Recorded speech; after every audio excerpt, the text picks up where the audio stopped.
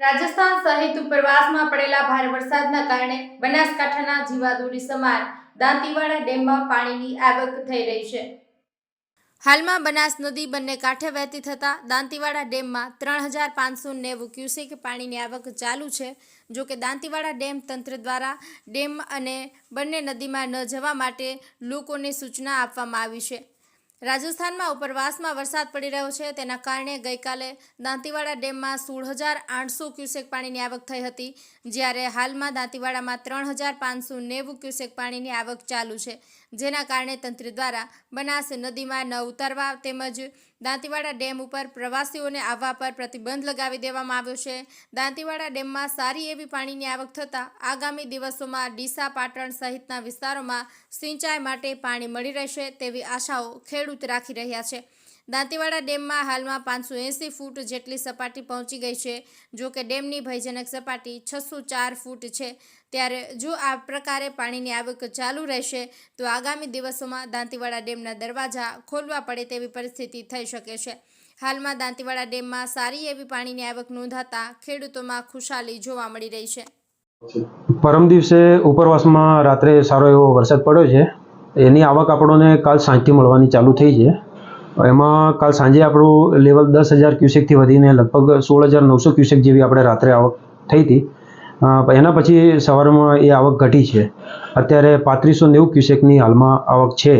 જો ઉપરવાસમાં વધારે એવો વરસાદ પડશે તો આવક કદાચ વધશે, નહીતર પછી હવે આવક ધીમે ધીમે ઘટશે। હાલનું સપાટી લેવલ આપણું 579.80 ફીટ છે અને અત્યારે સ્ટોરેજ આપણું 41.30% છે। મારું નામ પ્રિયંકેશ આઢા, વર્ક આસિસ્ટન્ટ દાંતીવાડા ડેમ પેટા વિભાગ। અત્યારે ઉપરવાસના વરસાદના લીધે દાંતીવાડા ડેમની અંદર પાણીની આવક સારી થઈ છે અને તેનાથી ખેડૂતોને મોટો ફાયદો થશે અને જમીનના તળ ઊંડા જતા હતા એનો હવે લાભ રહેશે ખેડૂતોને। પહેલા કેવી ખેતી કરતા હતા? પહેલાં પાણી ઊંડા જવાથી થોડી તકલીફ રહેતી હતી ખેતીની।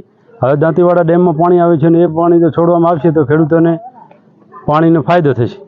શું નામ? મારું નામ ગગાભાઈ પટેલ। ડેમમાં પાણી વધારે આવે છે, શું કહેશો?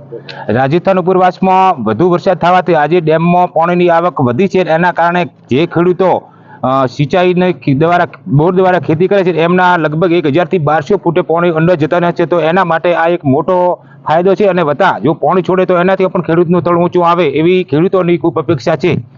શું કીધું, પહેલા ખેતી નતા કરી શકતા? એનું કારણ કે ડેમમાં પાણીની આવક નથી એટલે કઈ ખેડૂતો તો પ્રશ્નો કરતા પણ કોઈ જવાબો મળતા નહીં ઓછા પાણીના કારણે। પણ હવે પરિસ્થિતિ એવી હતી આ થોડા દિવસો પહેલા કે જ્યારે ડેમમાં પાણી ઓછું હતું અને પછી ખેડૂતોની એવી હતી કે તળ ઊંચો જઈ ગયો તો આપણે ખેતી શાના આધારે કરશો। પણ હવે અત્યારે પરિસ્થિતિ એવી સર્જાણી છે કે રાજસ્થાનમાં વરસાદ થવાથી ઉપરલા વાસમાં અત્યારે ડેમનો સપાટી વધી છે અને એના કારણે તળ ઊંચો આવે, પણ એમાં એક વખત જો પાણી આ નદીમાં છોડે તો ખેડૂતના આજુબાજુવાળા ખેતરોને આનો લાભ મળે અને બોરનો પાણી ઊંચો આવે તો ખેડૂત સારી રીતે ખેતી કરી શકે। શું નામ આપનું? જીવાભાઈ ચૌધરી।